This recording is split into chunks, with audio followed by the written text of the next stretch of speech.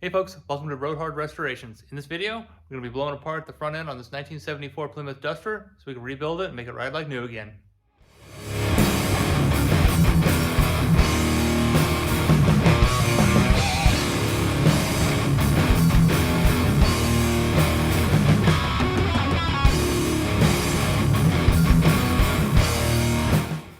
On this 1974 Duster, we took it out on a test drive. It's pretty loose in the front end. It makes all sorts of weird noises when it's going down the road. We're going to go ahead and pull the front wheels off of it to see what's worn out, what parts we need to order, and then get to wrenching.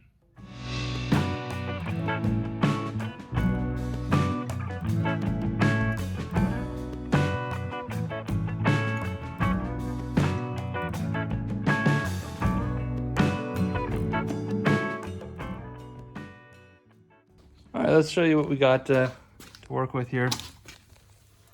First of all, this rotor, super worn out. More on the outside than on the inside. It's actually got a step here. So what I'm gonna do is replace these rotors. While I'm at it, it'll change the bearings and the seal, naturally. And then probably just get a set of reman calipers with some new pads, because I suspect this is from the caliper sticking. The upper ball joints, everything looks okay for the most part. The bushings show a little weathering, so I'm gonna go ahead and change those out while I got it apart. Certainly need new shocks. The bump stop is good, but the other bump stops, the rubber's completely gone out of it. The tie rods and everything seems pretty tight. These boots are hard as a rock, but they're cheap enough even for Moog. And I'm gonna go ahead and replace everything anyway. The center link will just get cleaned up, but there is a bunch of play in the idler arm, so I'm going to replace that as well. And while I'm at it, I'm going to just go ahead and change out the pitman arm. That way everything's new. Lower control arm bushings, can replace those as well. And I have new brake hoses. I'll get this all taken apart, get it cleaned up, and be able to put it back together like new again. All right, let's see what I have in stock, so I don't have to go buy anything. All right, I pulled the box off the shelf. Let's see what we got in here. I did see some Moog parts in here. Let's get to the bottom of this here. Got a couple old radios. Some remanufactured, rebuilt 6-cylinder distributors. Here we go. I'll have to double check these part numbers, but there's a couple brand new bushings there.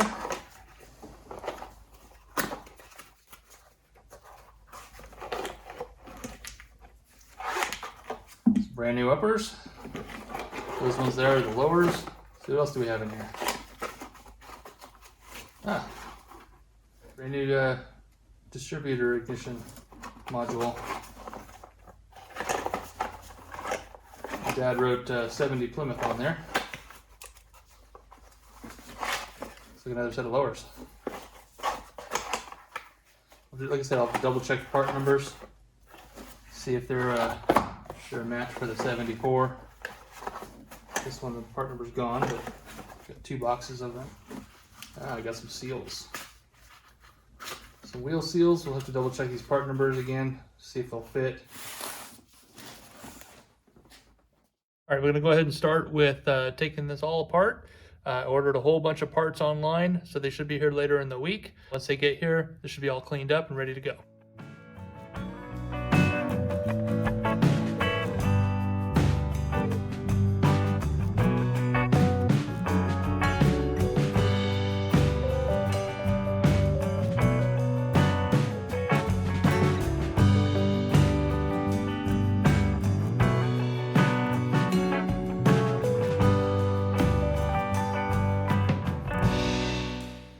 Man, what a mess.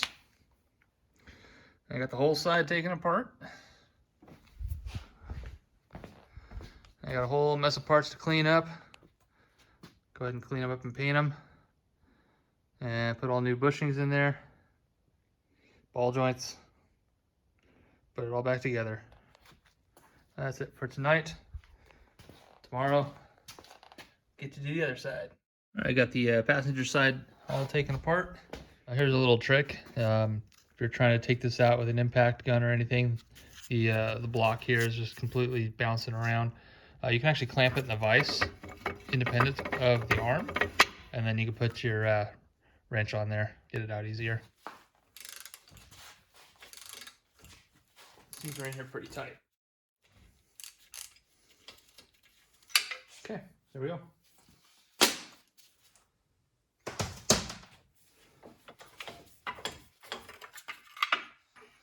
Block out. Alright, so I already got a lower control arm completely disassembled, got the bushing out. Upper control arm, already got the bushings out. There's a million YouTube videos on how to do that, so I'm not going to go into it in too much detail. I'm going to go do it right now on camera so you can see how I do it. But it's basically just a version of what everybody else does. Press out the pin, then you weld a washer and push it out from the other side. This one right here, I went to go buy the tool from Mancini, but they're out of stock, so I just rigged it up in the press, and I'll show you how to do that. All right, first thing I'm gonna do is pull this pin out. Just shove that in the hole there. You can buy all those fancy tools, but honestly, if you're on a budget, then best bang for your buck is one of these presses from Harbor Freight. Use it for all sorts of things. Let me grab shorter bolt.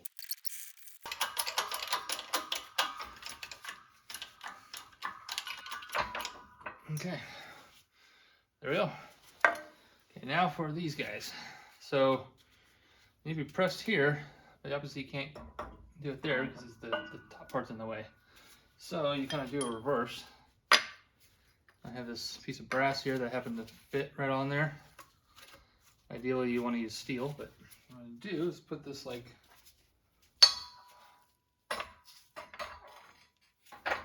so, and then put that on there. Okay, and you want to make sure everything's lined up and square.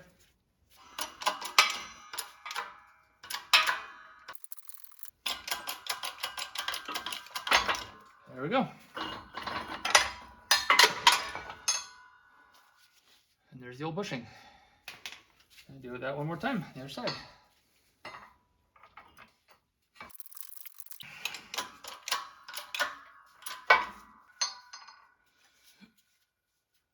And there's the other one. All right, A-arm's completely disassembled, ready for cleaning. Lower control arm. I need to pull out this rubber and then pull out the inner, or excuse me, the outer part of the bushing, and then this guy right here as well. Got to pull that off of there.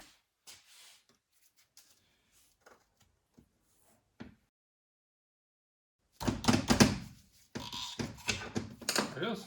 Pops right out.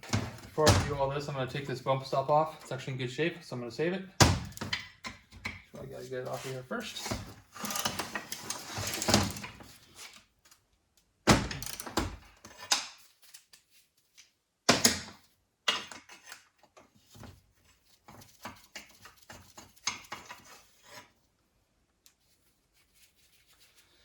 Alright, throw that in the parts pile.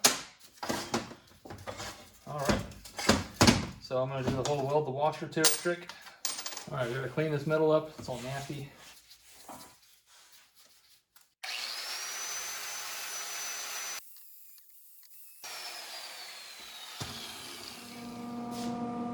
Fire up the welder.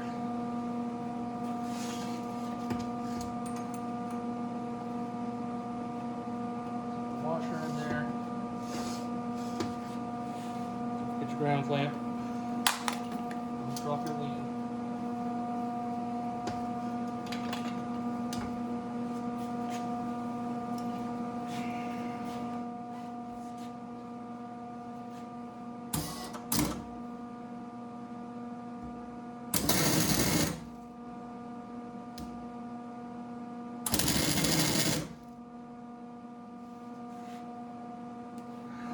Turn the gas on.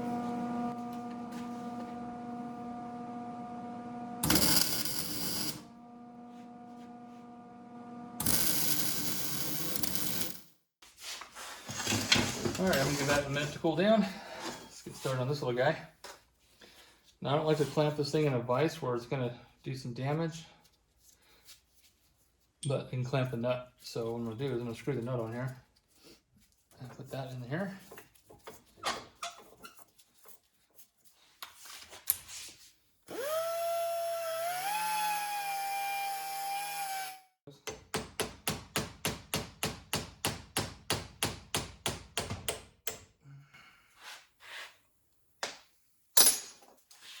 Just like that.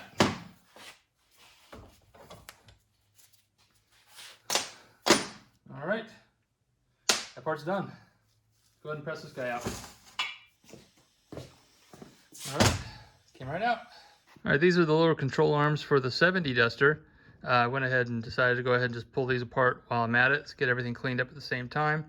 And then once you think that, you know, just a routine task of taking a bump stop off control arm kind of sometimes goes sideways. So what's happening, two things.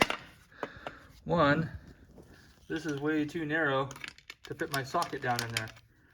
Even try the 1/4-inch drive and it doesn't fit. So I had to break out the little porta power here, kind of push it in here a little bit, spread the jaws so I can get that opening big enough just to get a socket in there.